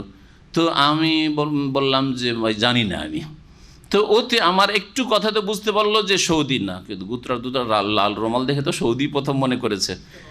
তো তখন শ্রদ্ধার সাথে জিজ্ঞেস করে, যখন জানতে পারলো যে এটা তো সৌদি না, তখন আর গুতরা দিয়ে ভদ্রলোক দাঁড়িয়ে আছে, আর আমি এই রোদে ঘাম বইয়ে কাঠ বিক্রি করে পেটের ভাত তলাশ করছি, পেরেশান হয়ে আছি, বরদাস্ত তার হইল না হিংসাতে। সে আমাকে বলছে, জানতা হিন্দি, আন্তা পাকিস্তানি, আন্তা বাঙালি, এ কয়েকবার বলার পরে তারপরে আমি তো কিছু বলছি না তাকে, কারণ ওর মুডটা দেখছি ওইরকম চুপচাপ দাঁড়িয়ে আছে। ও পাকিস্তানিগুলোকে বলছি, এই মোটা সোটা বুঝে দৌড়বে, দৌড়ে একটু উঠানোর জায়গায় একটু সাইজ করা যাক, কেউ সাহস করে না। আমি বললাম যে থাক, তাহলে তোমরা যখন সাহস করো না, একটু সাইজ করা যেতে পারে, তো থাক। আর তখন যুবক মানুষ, আজকে থেকে কতদিন আগে, 20 বছর হয়ে যাচ্ছে না, 20-21 বছর আগে। তো আমাকে বলছে যে খামসা সানা কুল্লু আজনবী রোহবাররা, তর্জমা করতে হবে, তর্জমা করা লাগবে। কি বললাম? হ্যাঁ, 5টা বছর তোমরা, আর তারপরে সবগুলিকে তাড়িয়ে দেবো, একটা করে রাখবো না। 20 বছর হয়ে গেছে, ওরা স্বয়ংসম্পূর্ণ হইতেও পারছে না, আর সৌদি আজান আনার পরেও তারা স্বয়ংসম্পূর্ণ হতে পারে না, বরং তারা অনেকে ঠকামি করে নাম লিখিয়ে বৈশা বৈশা বেতন নেওয়ার ধান্দা করছে, যার ফলে পায়ে দাঁড়াতেও পারছে না, আমাদেরকে তাড়াতেও পারছে না। ওরা পায়ে দাঁড়িয়ে গিয়ে দায়ী যদি হয়ে যেত, আমি চলে যাব, কেন থাকবো? থাকার কোনো প্রয়োজন নাই, এসে আমার এখানে এসে দার্স দিক আর ইসলামের দাওয়াতের কাজ করুক, চলে যাবো এখান থেকে, কোনো অসুবিধা নেই। তো আলহামদুলিল্লাহ, ওর 5 বছর বলেছিল, 20 বছর হইল। জি, তো বলছিলাম যে অসভ্য যারা বেদুইন, তারা বড় অসভ্য থাকে। জি, আর হিংসাও তাদের অন্তরে থাকে। 500 রিয়াল বেতন দিলে আর বরদাস্ত নেই, কিন্তু শহরের লোকের ওই হিংসা নেই। আপনি দামাম শহরের লোক কিন্তু 2000 বেতন দিলে বিদেশিকে ওই হিংসা করে না, কিন্তু যদি আপনি বেদুইন এলাকার লোক 700 টাকা বেতন, হাজার কেজির হাজার কাম এন দেখ ফুলুস, বাংলাদেশ গেলে 700-তে কত হয়ে গেল? 14,000। ও 14,000 আর বা তাসার আলফ, হ্যাঁ বোঝা গেছে, ওই হিসাব করে। আল্লাহ পাক রব্বুল আলামিন বলছেন যে কিছু বেদুইন ভালো মানুষও আছে, অমিনাল আরাব মাইয়ুমিনু বিল্লাহি ওয়াল ইয়াউমিল আখির, আর কিছু বেদুইন এমন আছে যারা আল্লাহর প্রতি বিশ্বাস রাখে, ওয়াল ইয়াউমিল আখির, পরকালেও বিশ্বাস রাখে, ওয়ায়াত্তাখিযু মা ইউনফিকু কুরবাতিন ইনদাল্লাহি ওয়া সালাওয়াতির রাসূল, আর যা কিছু তারা ব্যয় করে, খরচ করে, সাদকা দান খেরাত করে, তা আল্লাহর সান্নিধ্য লাভের উপায় মনে করে, আর রাসূলুল্লাহ সাল্লাল্লাহু আলাইহি ওয়াসাল্লামের দোয়া পাওয়ার বা দোয়া নেওয়ার উপায় মনে করে, যে দান খেরাত করে আল্লাহ পাক রব্বুল আলামিনের সান্নিধ্য লাভ করব, নৈকট্য লাভ করব, আর রাসূলুল্লাহ সাল্লাল্লাহু আলাইহি ওয়াসাল্লামের নেক দোয়া হাসিল করব। কারণ নবী করিম সাল্লাল্লাহু আলাইহি সাল্লামকে আল্লাহ পাক হুকুম করেছেন, যারা সাদকা দেবে, যারা দান খেরাত করবে, যারা যাকাত দেবে, তাদেরকে তুমি কি করো? দোয়া দাও। সামনে ওই আয়াতটি আসছে, আলা শুনে রাখো, ইন্নাহা কুরবাতুল লাহুম, নিঃসন্দেহে এটি মানে তাদের এই নিষ্ঠার সাথে, ইখলাসের সাথে দান খেরাত করা তাদের জন্য আল্লাহর নৈকট্যের উপায়, আল্লাহর সান্নিধ্য লাভের উপায়। সাইয়ুদখিলুহুমুল্লাহু ফি রাহমাতিহি, সুতরাং আল্লাহ রাব্বুল আলামিন অচিরেই তাদেরকে নিজ রহমতে প্রবিষ্ট করবেন, আল্লাহ তার নিজ রহমতে দাখিল করবেন। ইন্নাল্লাহ গফুরুর রহিম, নিঃসন্দেহে আল্লাহ পাক রব্বুল বড় মার্জনাকারী আর বড় দয়াবান। والسابقون الأولون من المهاجرين والأنصار والذين اتبعهم بإحسان رضي الله عنهم ورضوا عنه وأعد لهم جنات تجري تحتها الأنهار خالدين فيها أبدا ذلك الفوز العظيم। এই আয়াতে মুহাজিরিন আনসারদের প্রশংসা আল্লাহ পাক করেছেন। এই আয়াতে আল্লাহ পাক মুহাজিরিন আনসারকে সার্টিফিকেট দিয়েছেন, উত্তম সার্টিফিকেট। এই সার্টিফিকেটকে কেউ যদি অস্বীকার করে, অমান্য করে, তাহলে কোরআনের এই আয়াতকে অস্বীকার করলো। আর কোরআনের আয়াতকে কেউ যদি অস্বীকার করে, তাহলে মুসলিম থাকে না? কি হয় তার নাম? জি হ্যাঁ, তার নাম মুসলিম থাকে না। জি, ভালো করে শুনে রাখেন। এখন আসেন, আল্লাহ পাক বলছেন ওয়াসাবিকুনাল আউয়ালুনা মিনাল মুহাজিরিন ওয়াল আনসার, মুহাজিরিন এবং আনসারদের মধ্য থেকে প্রথম সারির যারা অগ্রণী, আস-সাবিকুন অগ্রণী যারা, আর আউয়ালুন মানে প্রথম সারির, মিনাল মুহাজিরিন মুহাজিরিনদের মধ্য থেকে মানে আগে ভাগেই যারা ইসলাম গ্রহণ করেছে প্রথম দিকেই, নবী সাল্লাল্লাহু আলাইহি ওয়াসাল্লাম যখন ইসলামের দাওয়াত নিয়ে এসেছেন মক্কাতুল মুকাররমায়, আর আনসারদের মধ্য থেকে যারা আগেই প্রথম দিকে ইসলাম গ্রহণ করেছে বিলম্ব না করে, নবী সাল্লাল্লাহু আলাইহি ওয়াসাল্লাম হিজরতের আগেই বায়াতে আকাবা উলাতে বা বায়াতে আকাবা সানিয়াতে, অথবা নবী সাল্লাল্লাহু আলাইহি ওয়াসাল্লাম হিজরতের সাথে সাথেই প্রথম দ্বিতীয় হিজরিতেই বিলম্ব না করে ওই সময়গুলিতে যারা ইসলাম গ্রহণ করে নিয়েছে, বিশেষ করে তাদের আল্লাহ পাক প্রশংসা করছেন। জি, ওয়াল্লাযীনা তাবাউ বিইহসানিন, আর যারা তাদের অনুসারী হয়েছে নিষ্ঠার সাথে, তাদের অনুসারী হয়েছে মানে পরবর্তীতে তারা ইসলাম গ্রহণ করেছে নবী সাল্লাল্লাহু আলাইহি ওয়াসাল্লামের জীবদ্দশায়, হয়তো ইসলামে বিলম্ব হয়েছে পঞ্চম হিজরিতে, ষষ্ঠ হিজরিতে, অষ্টম হিজরিতে মক্কা বিজয়ের পরে, নবী সাল্লাল্লাহু আলাইহি ওয়াসাল্লামের ইন্তেকালের পূর্বে তারাও সাহাবী, ঠিক না? তারাও এতে শামিল, এবং তার সাথে সাথে অনুসারী নবী সাল্লাল্লাহু আলাইহি সাল্লামের সাহাবাই কেরামদেরকে যারা পেয়েছেন তাদেরকে কি বলা হয়? তাবেঈন। তারাও এবং তাবেঈনদেরকে যারা পেয়েছেন নিষ্ঠার সাথে, ইখলাসের সাথে, হ্যাঁ, তারা হচ্ছে তাবা তাবেঈন। এমনকি কিয়ামত পর্যন্ত যারা এই পথের পথিক হবে সকলকে আল্লাহ এই আয়াতে শামিল করেছেন, কিন্তু একটা শর্তের সাথে। সে শর্তটি কি আছে? ওয়াল্লাযীনা তাবাউহুম, যারা সাহাবায়ে কেরাম মুহাজিরিন আনসারদের অনুসারী হবে, বিইহসানিন মানে বিইখলাসিন, নিষ্ঠার সাথে, সদ্ব্যবহারের সাথে, সদাচরণের সাথে, ইহসানের সাথে। ইহসানের সাথে। ইহসানের বিপরীত কি হয়? কি হয়? ইখলাসবিহীন, তাদের আন্তরিকতা ছিল না, নিষ্ঠা ছিল নিষ্ঠাবিহীন। তারা অনুসারী পরে এসেছে, তাবেঈনদের যুগে এসেছে বা তাবা তাবেঈনদের যুগে এসেছে, কিন্তু তাদের আকীদা, আমলে, ইসলামে, আখলাকে কি ছিল না? ইখলাস, নিষ্ঠা ছিল না, বা সদ্ব্যবহার ছিল না। সদ্ব্যবহারের বিপরীত হচ্ছে খারাপ আচরণের সাথে। তারা তাবেঈনদের যুগ পেয়েছে, হ্যাঁ, তাবা তাবেঈনের যুগ পেয়েছে, কিন্তু খারাপ আচরণের সাথে। তারা কি এতে শামিল হবে? তারা শামিল হবে না। আমি এই কথাগুলি কেন বললাম, যখন ভেঙে বলবো বুঝতে পারবেন। কারণ তাবেঈনদের যুগে, তাবা তাবেঈন যুগে কিছু লোকের এমন ছিল যারা জালেম ছিল, যারা খুন করেছে, যারা অত্যাচার করেছে, তারা যাতে করে এতে শামিল না হয় তাদের ক্ষেত্রে আমরা নীরবতা পালন করব। যা তারা করেছে, অন্যায়গুলি করেছে, তাদের ভালো আমলও ছিল, কিন্তু যে অন্যায়গুলি করেছে সেই জন্য নবী সাল্লাল্লাহু আলাইহি ওয়াসাল্লাম যেমন হাদিসে বলেছেন, আফযা ইলা মা কাদ্দামা, যা কিছু দুনিয়ায় করেছে আল্লাহর কাছে গিয়ে তা পেয়ে গেছে। অপরাধ করেছে, খুন করেছে, অত্যাচার করেছে, কারো হক নষ্ট করেছে, সুতরাং আল্লাহ পাকের কাছে গিয়ে পেয়ে গেছে। কিন্তু এই প্রশংসায় শামিল কারা হবে? সাহাবায়ে কেরাম মুহাজিরিন আনসার, হয় মুহাজিরিন আর না হলে আনসার, এবং তাদের যারা নিষ্ঠার সাথে অনুসারী, সদাচরণের সাথে অনুসারী। মানে তার মানে কি?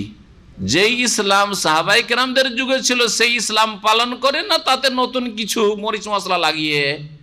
বলেন, এখনকার যুগে যারা কিছু এমন ইসলাম পালন করছে, ধর্মকর্ম করছে, যা নবী সাল্লাল্লাহু আলাইহি ওয়াসাল্লামের যুগে সাহাবায়ে কেরামদের যুগে ছিল না, তাদের মধ্যে ইহসান আছে কি? নাই। কারণ তারা সাহাবায়ে কেরামদের জামানার ইসলাম পালন করেন। এখন সাহাবায়ে কেরামদের জামানার ইসলামটা ভালো করে চোখ খুলে দেখুন, সেই যুগে মাজার ছিল, পাকা কবর ছিল না? নবী সাল্লাল্লাহু পাকা কবর, কোন জায়গায় পাকা কবর তো দূরের কথা, যদি উঁচা কবর থাকে তো গুড়িয়ে দিও, বরাবর করে দিও বলেছেন আলীকে, বলেন নাই? হ্যাঁ, সেই যুগে কবরে চাদর চড়ানো থাকতো, ফুল দেওয়ানো থাকতো। কবর কি মসজিদে দেওয়া হইতো না লানত করেছেন মসজিদে কবর যারা দিবে তাদের ওপর, হ্যাঁ, বা কবর যারা মসজিদ তৈরি করে তাদের ওপর? সেই যুগে কি কবরে ওরস লাগতো? সেই যুগে কি কবরকে মাজার বলা হইতো? হ্যাঁ, সেই যুগে কি কবর পূজা হইতো? কবরে খাসি মোরগ জবাই করা হইতো? রাসূলুল্লাহর কবরে, সাহাবায়ে কেরামের কবরে, আবু বকর, ওমর, উসমান কারো কবরে কি খাসি মোরগ জবাই করা হইতো? হ্যাঁ, ভিড় ভাড় লাগানো হইতো, ধুমধাম হইতো, ওরসের মেলা লাগতো? সেই যুগে কি মিলাদ হইতো? হ্যাঁ, না 500 বছর পরে মিলাদ শুরু হয়েছে?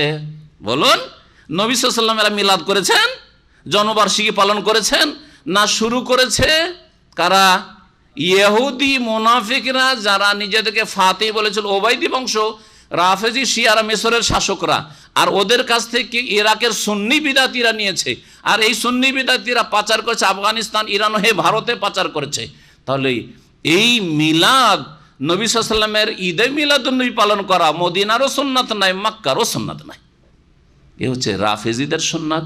আর তার আগে রাফেজিদের পূর্বপুরুষ ইহুদিরা, ওরা আসলে ইহুদি ছিল, ইসলামের ক্ষয়ক্ষতি সাধনের জন্য তারা ইসলাম গ্রহণ করেছিল, আর কয়েকশো বছর তারা রাজত্ব করেছিল মিশরে। তাদের সুন্নাত এটি, নবীর সুন্নাত নয়, সাহাবাইকে সুন্নাত নয়।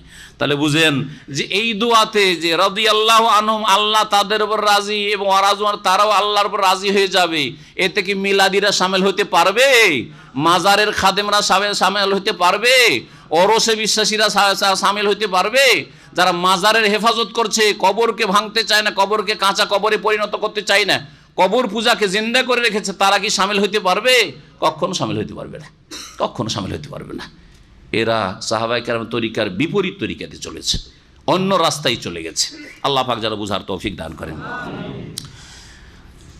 মুহাজিরিন যারা মক্কা থেকে হিজরত করে এসেছিলেন, আর আনসার যারা মদিনার লোক নবী করিম সাল্লাল্লাহু আলাইহি সাল্লামের সাহায্য করেছিলেন, তাদেরকে আনসার বলা হয়। ওয়াসাবিকুনাল আউয়ালুনা মিনাল মুহাজিরিন ওয়াল আনসার, মুহাজিরিন আনসারদের মধ্য থেকে প্রথম সারি যারা অগ্রণী, ওয়াল্লাযিনা তাবাউ, আর যারা তাদের অনুসারী হয়েছে, বিইহসানি, নিষ্ঠার সাথে, সদাচরণের সাথে, রাদিয়াল্লাহু আনহুম, আল্লাহ তাদের উপর সন্তুষ্ট হয়ে গেছেন নিশ্চিত। অতীতকাল কেন বলা হয়েছে? কারণ আল্লাহ সন্তুষ্ট হয়ে গেছেন এবং হয়ে যাবেন, কিয়ামতের দিনও সন্তুষ্টি প্রকাশ করে আল্লাহ, আমি এদের উপর রাজি, এই সাহাবীদের, নবীর সাহাবীদের ওপর। ওয়ারাজু আনহু, এবং আল্লাহর কাছে তারা আল্লাহর অশেষ নিয়ামত পেয়ে তারাও রাজি হয়ে গেছে, সন্তুষ্ট হয়ে গেছে। ওয়া আ'আদ্দা লাহুম জান্নাত, তাদের জন্য আল্লাহ পাক বহু জান্নাত তৈরি করে রেখেছেন। তাজরি তাহতাহাল আনহার, যার নিম্ন দেশ দিয়ে নহর সমূহ প্রবাহিত রয়েছে। খালেদিনা ফিহা আবাদা, সেখানে তারা চিরকাল বসবাস করবে। ফৌজুল আজিম, আর এটি হচ্ছে মহা সাফল্য। জি, এখন একটি কথা যে বললাম, এহসানের শর্ত আল্লাহ লাগিয়েছেন যারা সাহাবায়ে কেরামদের পর, তাহলে সাহাবায়ে কেরাম সবাই মুহসিনিন। কি বলবো আমরা? সাহাবায়ে কেরাম সকলে কি মুহসিনিন, মানে নিষ্ঠাবান। তাদের সকলের মধ্যে এহসান ছিল, হ্যাঁ, সকলে নিষ্ঠাবান ছিলেন, সকলে সদাচরণ করেছেন আল্লাহর সাথে, আল্লাহ রাসূলের সাথে, আর সাথী সঙ্গীদের সাথে। বোঝা গেছে? বাকি কথা হলো তাবেঈনদের যুগে অল্প স্বল্প কিছু আগাছা ছিল যাদের মধ্যে এহসান ছিল না, যারা খারাপ আচরণ করেছে, তাদের ক্ষেত্রে আমরা রাদিয়াল্লাহু আনহুম ওয়া রাদু আনহু বলবো না। সুতরাং ইয়াজিদের দ্বারা কিছু জুলম অত্যাচার হয়েছে, বলবো না যে ইয়াজিদ রাদিয়াল্লাহু আনহু, আমরা কি বলবো না? ইয়াজিদ রাদিয়াল্লাহু আনহু বলবো না, আর লানত করব না। যারা লানত অভিশাপ করে তারাও গোমরাহ, একদিকে গোমরাহ, আর যারা রাদিয়াল্লাহু আনহু বলে বা রাহিমাহুল্লাহ বলে তারাও ভুল করে, তারাও এই ক্ষেত্রে ভুল করে। যদিও ফাঁসে গুনাহগার মুসলিমকে দোয়া দেওয়া জায়েজ, এই ক্ষেত্রে ভুল না, জায়েজের ক্ষেত্রে ভুল করে না, কিন্তু এতে মানুষের যেহেতু অ্যালার্জি রয়েছে, এই ক্ষেত্রে হিকমত হচ্ছে এই সব দোয়া দেওয়া থেকে বেঁচে থাকা। আপনি বদদোয়াও দিয়েন না, আর নেক দোয়াও দিয়েন না, আপনি চুপ থাকেন যে ওরা মারা গেছে ভালো আমল নিয়ে, খারাপ আমল নিয়ে, ওদের কি হবে আল্লাহ ভালো জানেন, আল্লাহর উপর ছেড়ে দেন। যথেষ্ট নয় কি? যথেষ্ট নয়? শেষ পরিমাণে জান্নাতে যাবে, কিন্তু আল্লাহ পাক অবশ্যই জালেমের বিচার করবেন। জালেমের কাছ থেকে আল্লাহ পাক নেকি কেটে মজলুমকে অবশ্যই দেবেন। তারপরে সাজা শাস্তি যা হওয়ার হয়ে, যদি কবরে হয়ে যায় তো হয়ে গেছে, দুনিয়ায় হয়তো হয়ে গেছে, আর তারপরে যদি না হয়ে থাকে তো জাহান্নামে কিছু হবে, তারপরে যাবে। কিন্তু এইভাবে, আর ওর চাইতে বড় জুলম করেছে ইবনে জিয়াদ, সরাসরি যে ইবনে জিয়াদ জালেম, হোসেন রাদিয়াল্লাহু তাআলা আনহুকে কারবালার মাঠে শহীদ করেছে, সেও তো তাবেই ছিল, মানে তাবেইর যুগের লোক ছিল, এই অর্থে তাবেই ছিল। কিন্তু তাকেও বলবেন যে ইবনে জিয়াদ রাহিমাহুল্লাহ বলবেন?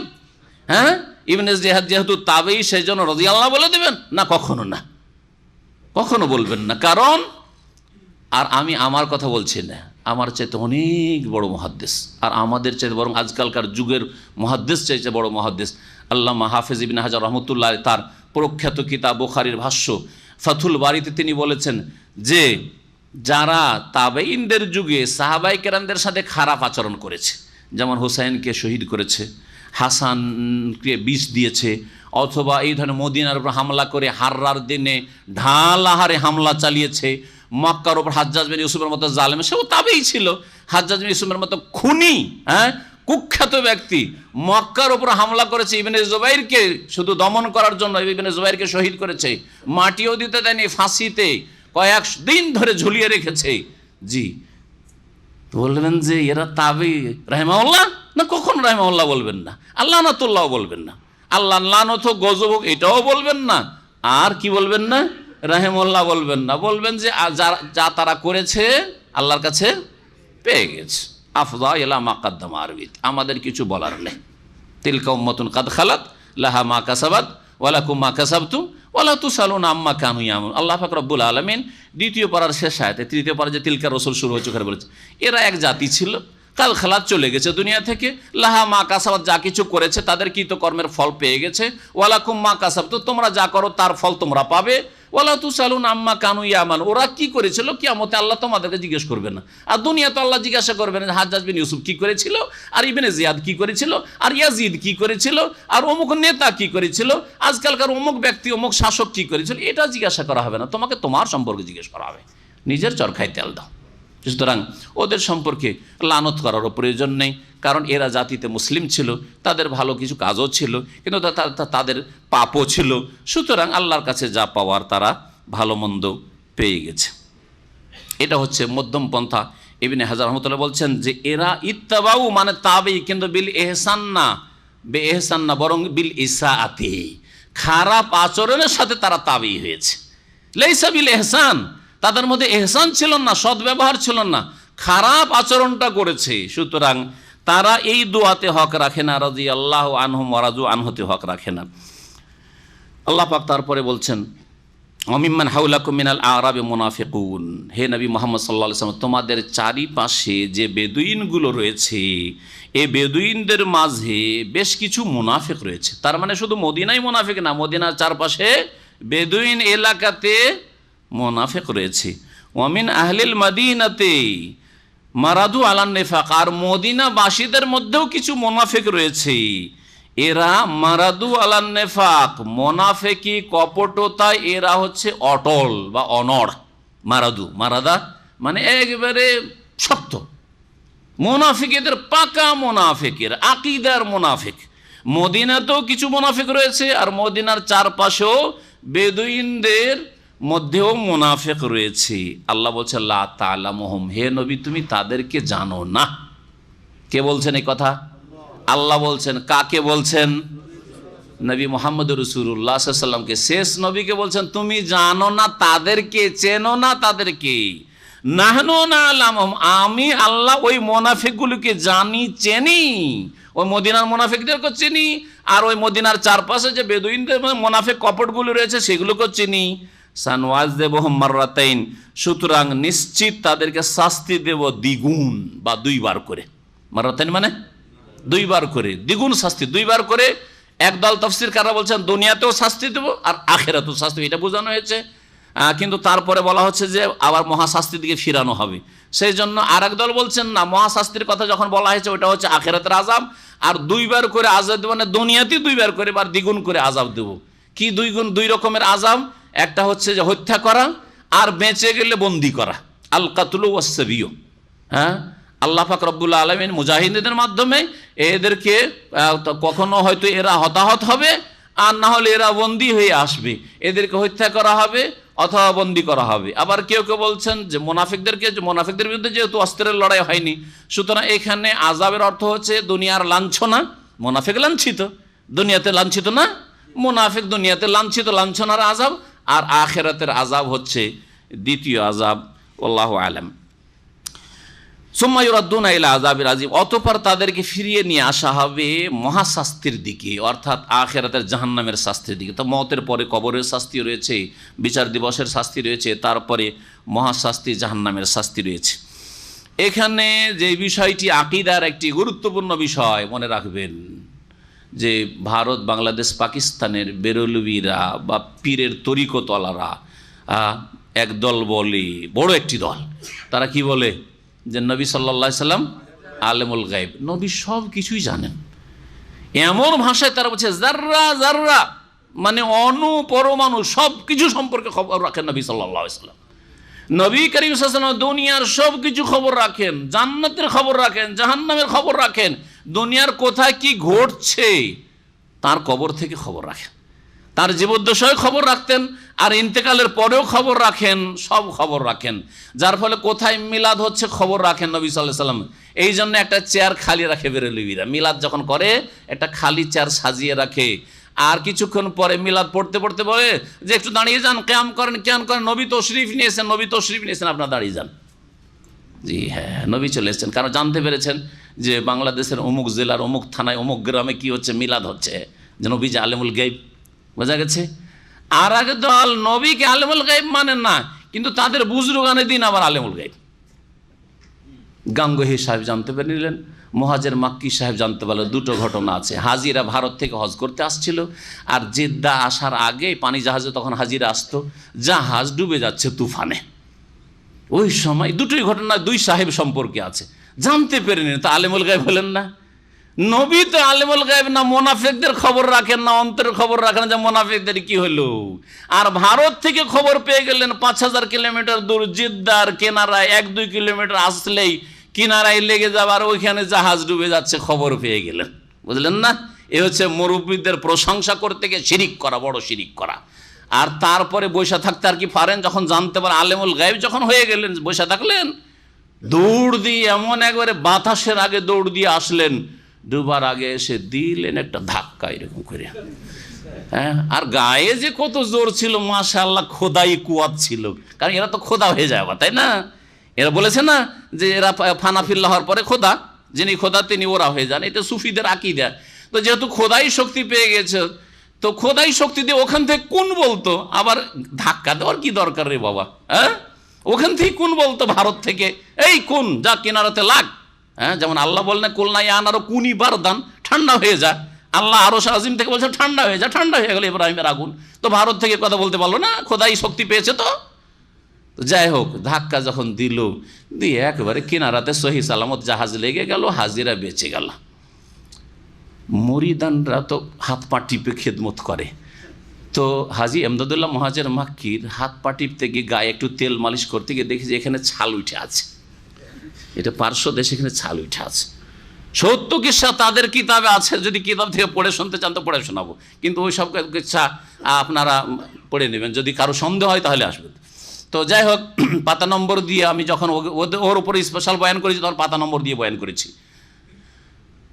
मुरीद बोलते हजरत आप तो घर से निकले ही नहीं, कैसे यहाँ पर कैसे हो गए, कहाँ पर चोट लग गई, কোথায় ব্যথা পেয়ে গেলেন, আপনি বাড়ি থেকে বাসা থেকে বেরো হননি, আপনি এখানে আছেন, মোরাকাবা করছেন, ইবাদতবন্দি করছেন, কোথায় ছাল উঠে? আর বলিও না, আর বলিও না, না বলা যাবে না, না বলতে হবে কোথায় এই ছাল উঠলো আপনার, কীভাবে কি হলো আপনার বলতে হবে। আর বলিও না, একটা জাহাজ এরকম হাজিতে ডুবে যাচ্ছিল, বোম্বাই থেকে ছেড়েছে জাহাজটা, আর এসে জিদ্দা পৌঁছিবে তার আগেই ডুবে যাচ্ছিল। তো আমি কাশফের মাধ্যমে জেনে নিলাম। হ্যাঁ, এই গায়েব অদৃশ্য যখন খুলে গেল, জানতে পারলো, আর থাকতে পারলো না, ভারতে লাফ দিয়ে এসে একবারে মুহূর্তের মধ্যে, সেকেন্ডের মধ্যে এসে একটা একটু ধাক্কা দিয়ে জাহাজটাকে বাঁচিয়ে দিলাম, আর জাহাজের যাত্রীদেরকে বাঁচিয়ে দিলাম, কিন্তু নিজেকে বাঁচাতে পারলাম না। বুঝলেন না, নিজেকে বাঁচাতে পারলাম না, ছাল উড়ে গেল। এই হলো অবস্থা ওলিদের, এ হলো অবস্থা। এগুলো শিরকি কথা নয়, কোরআন বিরোধী কথা নয়। আল্লাহ বলছেন মোনাফে, নবী মোনাফেকদেরকে তুমি জানো না, আমি জানি।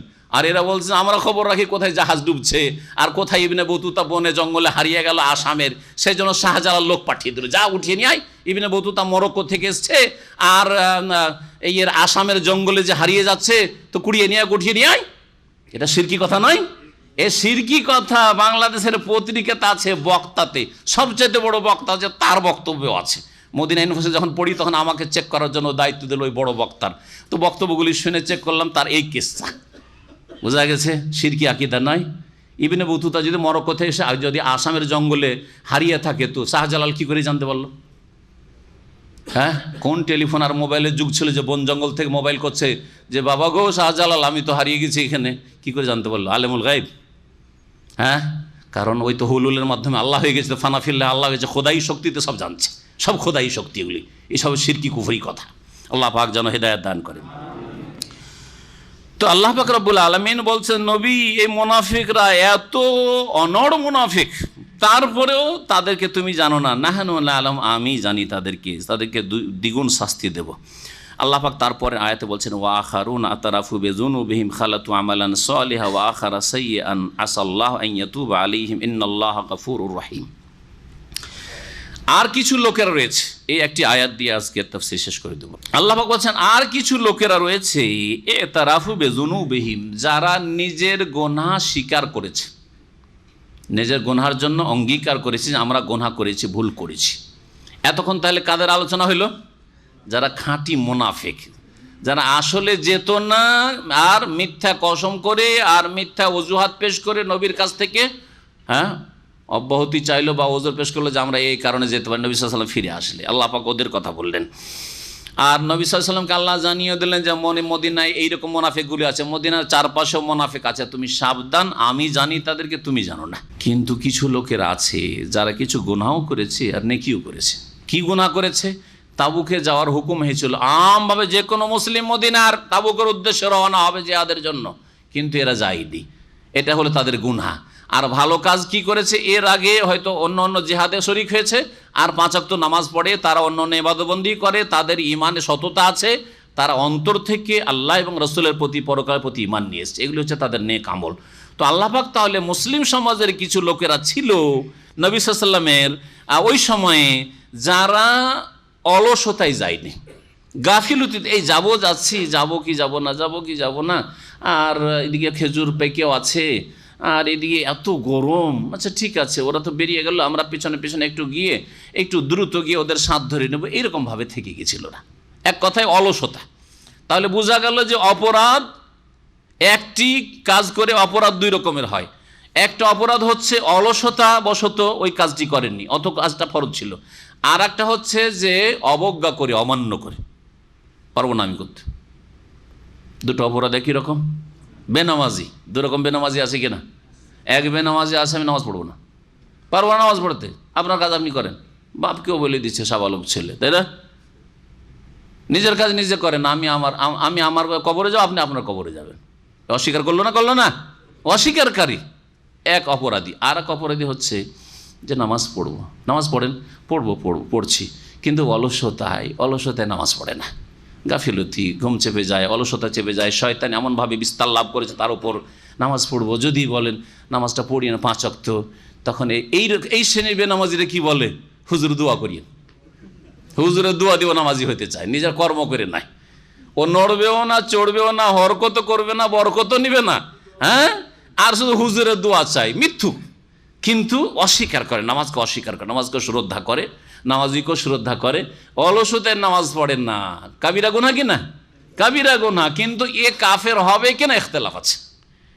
অলসতাবশত নামাজ ছাড়ে, নামাজকে স্বীকার করে, হুজুর দোয়া করবেন আল্লাহ যেন শক্তি দেয়, শয়তান ধরে নিচ্ছে, মাঝে মাঝে মনে করছে নামাজ 5 ওয়াক্ত ধরেই নিব, আবার ছুটে যাচ্ছে, এরা কাফের হবে কিনা, বড় কাফের না ছোট কাফের, ইখতিলাফ রয়েছে।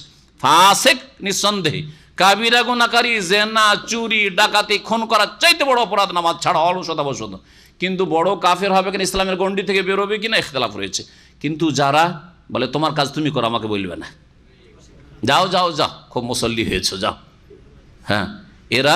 এরাও বেনামাজি, কিন্তু এরা কাফের একমত। হানাফি, শাফেঈ, মালিকি, হাম্বলি, মুহাদ্দিসিন সকলে বলছেন এরা মুসলিম নয়, ভালো করে মনে রাখবেন। আল্লাহ পাক তাহলে ওই সব মুমিনদের কথা বলছেন, তো অনেক নেক আমল ছিল, কিন্তু এই গুনাহ করে ফেলেছে, কাবিরা গুনাহ। তখন জিহাদ ফরজ ছিল, নবীর হুকুম হয়েছে, যায়নি।